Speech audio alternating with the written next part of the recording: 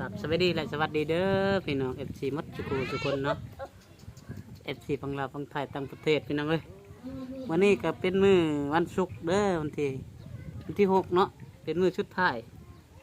คงฮะของไทยวันอาทิตย์นี่แหละวันอาทิตย์นี่แหละสุดท้ายของอาทิตย์นี้ของว่าวันสุดท้ายที่สุดท้ายของใครของเองบอกบอกจนที่จากลูกนี่ไปวันสุดท้ายชุดท้ายของอาทิตย์เอาก็ได้จัดกิจกรรมคำถามคำตอบวิทยาศาสตร์แต่ว่าเฮาถึกเป็นพ่อครัวนี่ปันนิง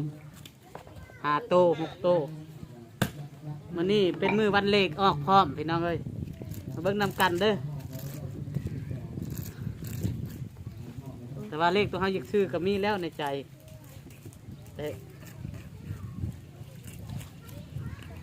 แต่ว่าเอามักเลขโอ้บวกหมดกองไปติ่งมานี่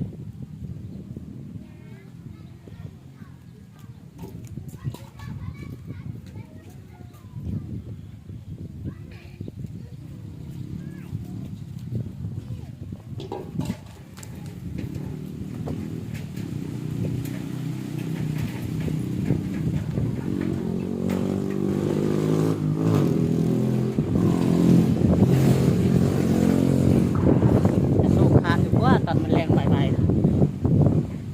นี่เอาก็ได้เฮ็ดกิน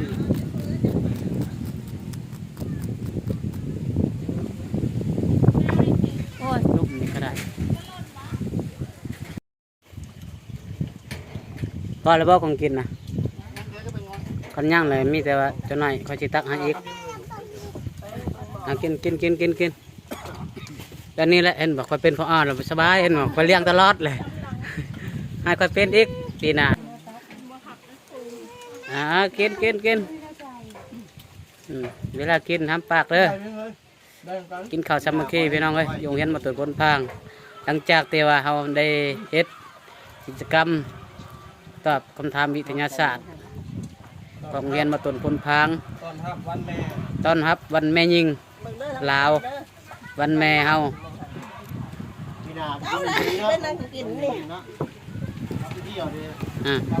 ปีหน้าเนี่ยให้โรงเรียนเฮาเงินเฮาบ่หลายบ่กล้าไปนู่นเลยเอาระวังทะลุปองนั่นเอา